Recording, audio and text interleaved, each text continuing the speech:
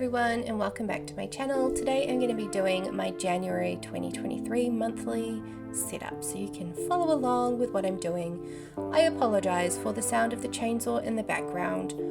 I would love to go and beat it out of their hands, but I cannot. So yes, I'm very sorry if it is the literal worst, because I can tell you it is in fact the literal worst. So I am doing a little collage on the left hand side. That's going to be my January sort of cover page, and then I'll be doing a little calendar and stuff on the opposite side. So I'm just piecing all these little bits of paper together to try and figure out how I like it. I'm pretty much using the same kinds of paper that I used for my 2023 bullet journal setup, so it's going to be kind of, I guess, matching to that style, though that's not my plan for the rest of my monthly themes for the rest of the year. I've just about run out of this glue stick too, so I'm trying to get it on there is a little tricky. It's a bit sparing. I'm also using some black and white flower and leaf stickers. These I got from a shop here in New Zealand called Hedgehog Journals.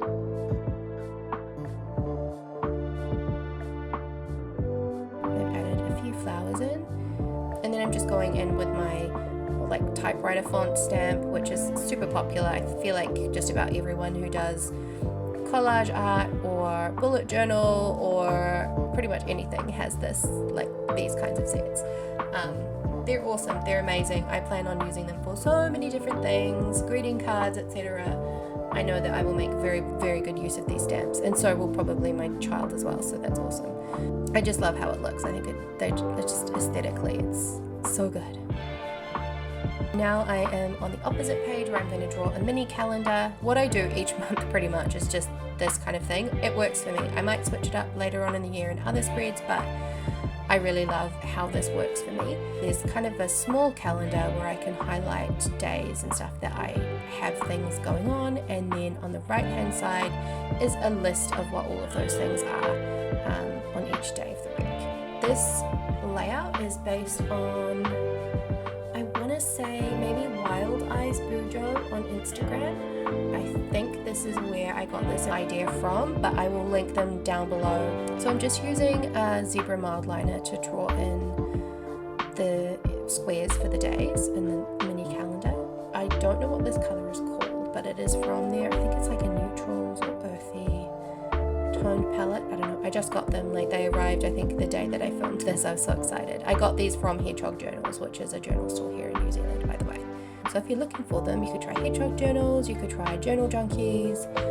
If you're in New Zealand and you want some bullet journal stuff, those are probably my two favorite journal stores. There are bound to be others, and I just don't know about them. And then I'm using the pink from this set to do some little header colouring in.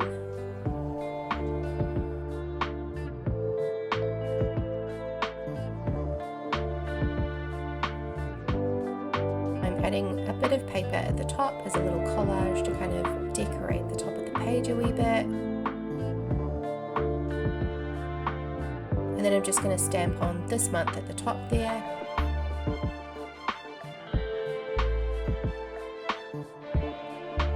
Just writing in my headers. I usually use goals and tasks, so yeah, I try to kind of work on some goals each month, or if I have something that I absolutely must get done that month, then that usually goes into goals, and tasks are just for anything else that I don't necessarily need to assign to a particular week yet, or I'm not sure what week I will be doing that in, or a particular day, etc. So it just goes in there to keep track of it.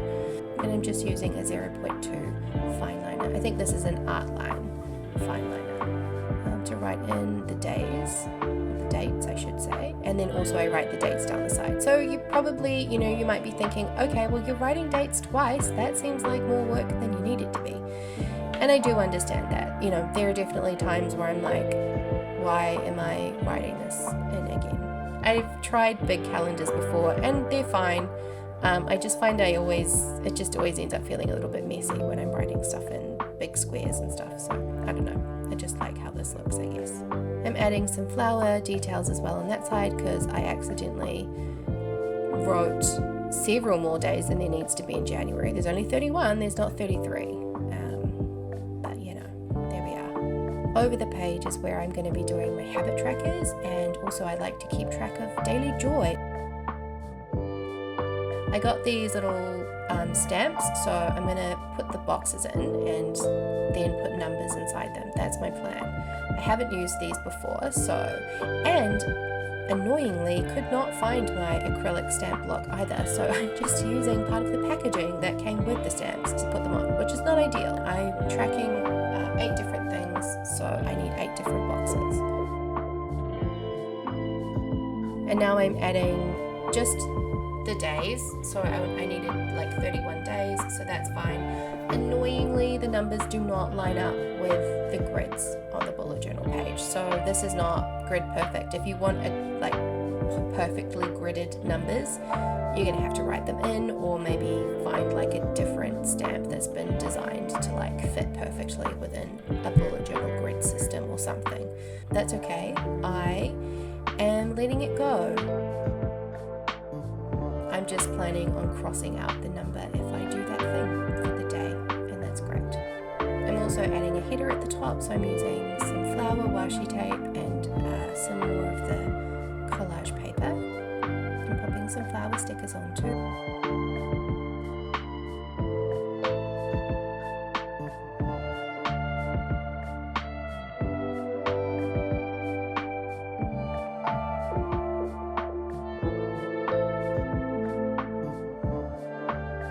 Using my lovely little stamps again to put tracker along the top. And then what I wanted to do was just to highlight the headers on each of those boxes, so I'm using a few different colours from that mild liner set. I'm just matching them up to like the other ones that I've used in the spread so far.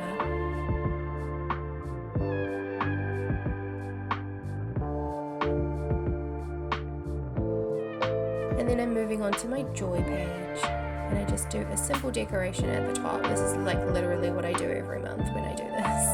I just do a header decoration. I'm using some plain washi, a little like purpley toned plain washi that I have, adding some stamps on the top, and then I like to highlight alternating lines all the way down the page, just to kind of separate out each day, otherwise it can look quite like just this big wall of text at the end. And so yeah, highlighting out alternate days I think really just helps with this spread.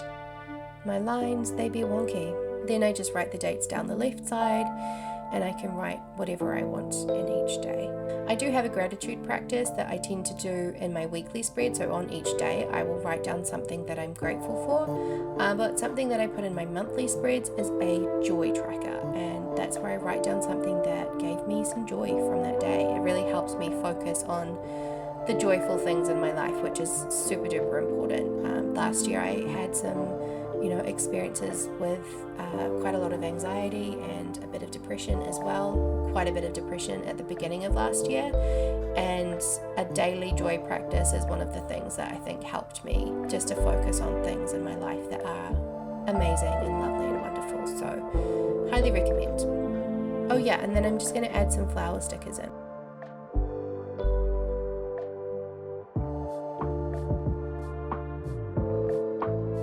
There we go. Thank you so much for watching. I hope you had a wonderful day, and I will see you again really soon. Bye.